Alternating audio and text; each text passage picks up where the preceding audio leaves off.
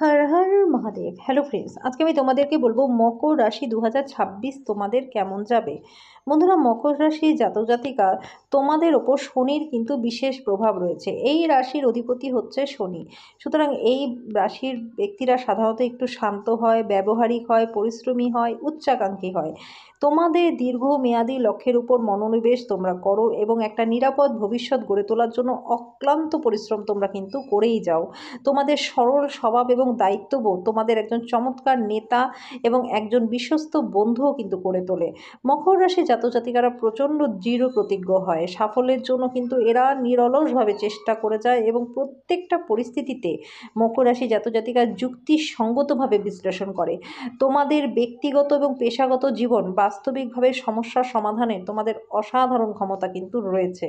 তোমরা শৃঙ্খলা মেনে কাজ করো, রুটিনটাকে তোমরা পছন্দ করো, তোমাদের পরিবার এবং দলের মেরুদণ্ড হয়ে যাও। তোমরা সবসময় সুশৃঙ্খলভাবে পরিচালনা করতে পারদর্শী। তবে তোমরা একটু অন্তর্মুখী হও এবং আবেগগতভাবে খোলামেলা হতে একটু সময় লাগে তোমাদের। ধীরে ধীরে সম্পর্কের উপর আস্থা তোমাদের তৈরি হয় এবং সাবধানতার সাথে তোমরা কিন্তু কারোর সাথে যোগাযোগ করো। তো মকর রাশি জাতক জাতিকা, 2026 সাল তোমাদের জন্য কিন্তু চ্যালেঞ্জ এবং সাফল্যের মিশ্রণ দুটোই বয়ে নিয়ে আসবে। এই বছরটা তোমাদের জীবনের প্রত্যেকটা ক্ষেত্রে পরিবর্তনকে আলিঙ্গন করতে হবে এবং বুদ্ধিমানের সাথে তোমাদেরকে এগিয়ে যেতে হবে। 2026 সালে মকর রাশি জাতক জাতিকা, তোমাদের বছরের প্রথম কয়েকটা মাস একটু চ্যালেঞ্জিং হতে পারে। বছরের দ্বিতীয়ার্ধে স্থিতিশীলতা বৃদ্ধি এবং সন্তুষ্টি নিয়ে আসবে। এই বছর গ্রহের গতিবিধি তোমাদের জীবনের গুরুত্বপূর্ণ ক্ষেত্রগুলোকে কিন্তু প্রভাবিত করবে।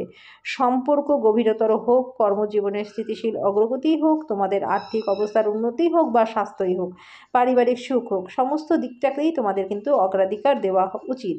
এবার বলবো 2026 মকর রাশি জাতক জাতিকা, তোমাদের বিবাহিত যারা জাতক জাতিকারা রয়েছে তাদের কিন্তু মতবিরোধ হতে পারে। যোগাযোগের ব্যবধান এবং মানসিক সংযোগের অভাব তোমাদের থাকতে পারে। বিশেষ করে জানুয়ারি, ফেব্রুয়ারি, মার্চ এই মাসগুলোতে তোমাদের স্বামী স্ত্রীর মধ্যে কিন্তু অসন্তোষ তৈরি হতে পারে। এই সময় শান্ত থাকা এবং চিন্তাভাবনা করে কাজ করাটা কিন্তু গুরুত্বপূর্ণ হবে। বন্ধুরা, অক্টোবর মাসের পর সম্পর্কের কিন্তু উন্নতি হবে। ভালোবাসার শান্তি এবং গভীরতা তোমাদের ফিরে আসবে।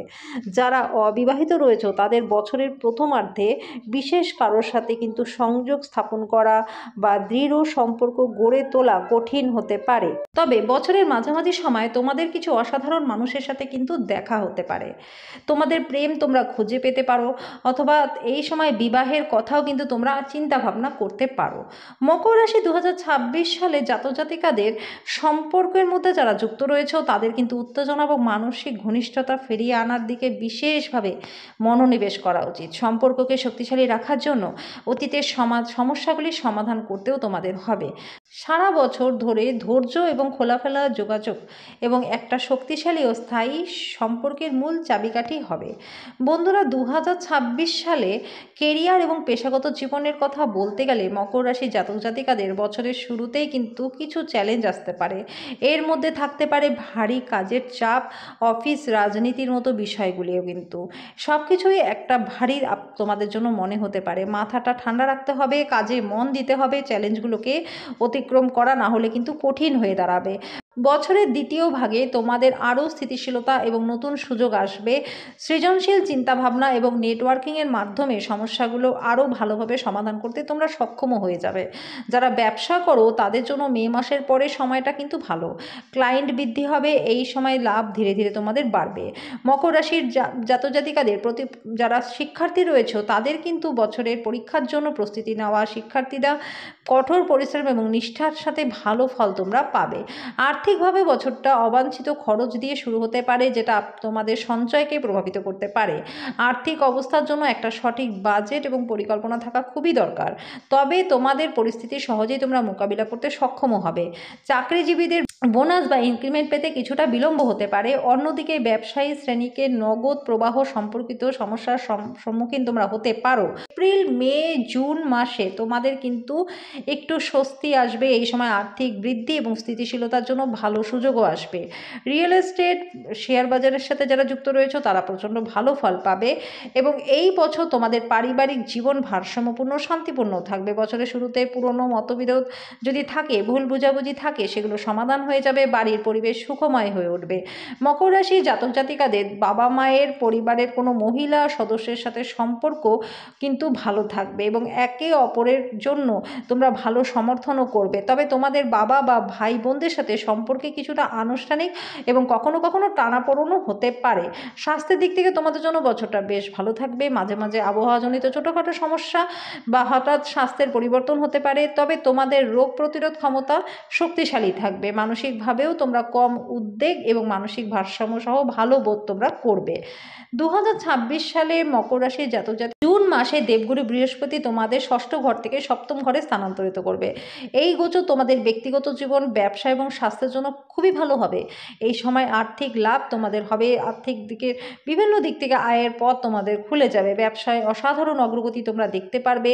যে কোনো বাধা বা নেতিবাচকতা থাকবে না, তোমাদের স্বাস্থ্যের উন্নতি হবে, তোমাদের আগের চেয়ে আরও বেশি উদ্যমী তোমরা বোধ করবে। অক্টোবরে দেবগুরু বৃহস্পতি সপ্তম স্থান থেকে অষ্টম স্থানে স্থানান্তরিত করবে। এই গোচর তোমাদের জন্য বিনিয়োগ, বিবাহিত জীবন, জীবনের প্রতি তোমাদের দৃষ্টিভঙ্গির পরিবর্তন, সিনিয়রদের সাথে সম্পর্ক সব ভালো করবে। যদি তোমরা বৈবাহিক জীবনে কোনো উত্তেজনা বা দূরত্ব থেকে থাকে, তবে সেটারও সমাধান হয়ে যাবে। এছাড়াও তোমাদের পেশাগত জীবনে সিনিয়র বা বসের সাথে কোনো মতবিরোধ থেকে থাকে, সেটারও সমাধান হয়ে যাবে। শনি সারা বছর ধরে তোমাদের রাশিফলে তৃতীয় ঘরে অবস্থান করবে। এই অবস্থান তোমাদের জন্য দূরবর্তী স্থানে ভ্রমণ এবং সাহসের জন্য শুভ বলে মনে করা হবে। এই সময় তোমাদের অনুভূতি এবং আবেগ প্রকাশ করতে তোমরা সক্ষম হবে। প্রেমের সম্পর্ক কিছুটা চ্যালেঞ্জ দেখা দিতে পারে এবং যদি তোমাদের সন্তান ধারণের পরিকল্পনা থেকে থাকে, সামান্য বিলম্ব হতে পারে, তবে হয়েও যাবে। এই শনির এই ট্রানজিটের ফলে তোমাদের বাবা বা ভাই বোনের সাথে সম্পর্ক কিছুটা সংবেদনশীল হতে পারে। বন্ধুরা, রাহুর গ্রহ সারা বছর ধরে তোমাদের দ্বিতীয় ঘরেই থাকবে। এই অবস্থান হঠাৎ লাভ, আর্থিক লাভের সুযোগ বয়ে নিয়ে আসবে, কিন্তু ব্যয় বৃদ্ধি হবে। বেপরোয়াভাবে ব্যয় তোমরা কিন্তু করতে পারো। এই সময় তোমাদের কথাবার্তায় সংযম করতে হবে, না হলে কিন্তু বৈবাহিক জীবন এবং কর্মক্ষেত্রে পরিবেশটা খারাপ হতে পারে। মকর রাশির সমস্ত জাতক জাতিকা 2026-এ তোমরা কি উপায় করবে যেটা তোমাদের জন্য প্রচণ্ড ভালো ফল নিয়ে আসবে? তোমাদের ঘরের উত্তর পশ্চিম কোণে তোমাদের পার্টনারের সাথে তোমাদের একটা ছবি রেখে দাও এবং জায়গাটা সবসময় পরিষ্কার রাখো। এতে তোমাদের সম্পর্কের মধুরতা আসবে এবং স্বামী স্ত্রীর মধ্যে যদি কোনো কারণে মিসআন্ডারস্ট্যান্ডিং থেকে থাকে, সেটারও সমাধান হয়ে যাবে। তোমরা কোনো গুরুত্বপূর্ণ কাজে যদি যাও, তাহলে হালকা রঙের পোশাক পরো, সাদা, বেবি পিঙ্ক অথবা কোনো হালকা রঙের। নতুন আর্থিক সম্ভাবনার জন্য কালো তিল এবং সরষের তেল তোমরা দান করে দাও শনিবার করে।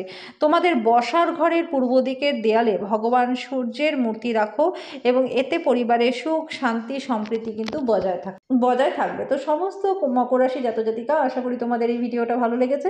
যদি ভিডিওটা ভালো লেগে থাকে তো লাইক, কমেন্ট, শেয়ার করে দিও। আজকের মতো এই পর্যন্তই, দেখা হচ্ছে নেক্সট ভিডিওতে।